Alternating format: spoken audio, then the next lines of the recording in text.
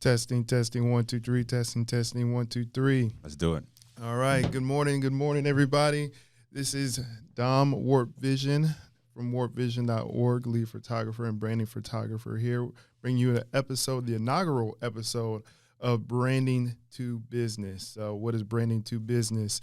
Branding to Business is essentially us educating the masses, showing you guys how to become a better person through your corporate activities where you work a 9 to 5, or whether you decide to take the entrepreneurship route. We don't judge either way what you want to do, but our goal is to make sure that you're successful. I'm going to bring those tools to you each and every time and each and every episode that we do bring on this podcast. So without further ado, I definitely want to introduce my first guest, and I made sure that he was the first guest that I do bring on this podcast because he's very influential. He inspired me myself to make that route, to take that route to become an entrepreneur. He spreads words of wisdom throughout his entire career. Known the man for like maybe 6-7 years now, right? Absolutely. Like 6-7 years now. And I can never say that I've ever heard anyone say anything bad about him. So without stealing his whole introduction, I want to introduce Jovan. Jovan, if you want to go do a quick snippet about you, and we'll jump into things. Man, I have to start first by thanking you. This is legit. I'm excited about it. Obviously, 6 years into running, we met on the different circumstances, working for the Green Machine. Mm-hmm. We'll talk about that later. But, man, the one thing that I always just saluted and respected so much about you is your attention to detail. Man, you've always been super focused on not just doing things, but doing things the right way.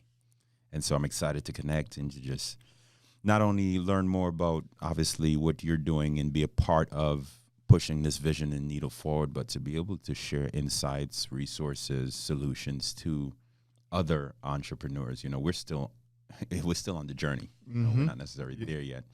But there are some things that I think we could really be able to just make an impact with and just inspire people to be the best at whatever it is that they're trying to do. So I'm excited to be here. Awesome, man. Yep. Awesome. I couldn't say it any better myself. That's why you're the speaker and I'm just the photographer. So something I want to do before we jump into particular subjects is talk about mental health. And I know you're really big on mental health. Absolutely. As well. And something that's really prevalent in the workplace, or more so being talked about recently, is depression.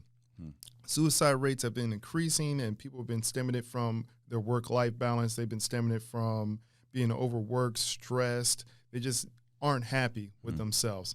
And I know this is something that you specialize to as well. So I just want to know, what do you believe are the causes of depression in the workspace? You know what? It all comes back to a lack of true fulfillment. But I think we got to remember depression is not the problem. It's actually the manifestation of the problem, right? What happens whenever we face depression, suicide, all these different thoughts, it actually starts internally, right? It starts with an internal suicide. It starts when we are not living life to, its fullest. And what happens is that we commit an internal suicide whenever we limit, because my definition of suicide, let me give you this really quick, is anything that is prematurely cut off from reaching its full potential or purpose. And so when we're not living our lives to reach our full potential or purpose, whether that be a broken relationship, whether that be, negative friends, or just being in horrible environments, not stretching ourselves, when we commit that internal suicide, and then life hits us with external obstacles because we're not living for something, then we feel as though we have nothing to live for. And that's when depression settles. So a lot of the times we are so adamant about jumping on this idea of depression when we see it, not realizing that it's the manifestation of something that existed way before that.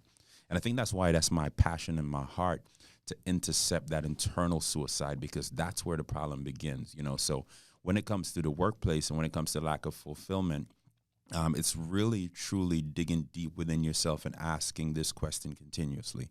At the end of my life, not just my career, but let's talk life, because your career is a component of your life, What do I want my life to look like? What's my vision? What legacy do I want to leave? And then am I doing the things intentionally every single day to get there? And if there is no intentional focus on moving towards that path, you'll always run into feeling a lack of true life fulfillment. So there's a lot of depth to it, but it's as simple as a true lack of life fulfillment. Right. Yeah. So it's kind of funny that you mentioned and you stem like where it comes from and everything, but it's funny because we only really see things at face value. Absolutely. We only see the end results. We don't look at the cause. We don't look at the effect. It's kind of like after someone, I mean, to go to the far end, the suicide note, we're instantly like, what happened? Right. Why'd they do it? Why was there a mass shooter? Like, what was his motives? Right. We don't look at these were the causes beforehand. Right. We look at what their motive was, what were they were thinking. Right. So what you're saying is we should start from the actual inception. Right. The seeds that are initially planted, that's what we should be focusing on versus what's the immediate cause of that. Right. Absolutely. Because, it's never to focus on what happened, but always what did we miss that caused that thing to happen. Mm-hmm. That's that proactive mindset. And even as I work with different leaders and doctors and managers, essentially, I'm really helping them to create this environment that is proactive, to the development and sustainability of their culture and of their people, and not address the issue when they have high turnover or all these different things. We're late, so Mm-hmm. instead of being reactive, be proactive and really being able to keep a pulse on your people. And it's funny that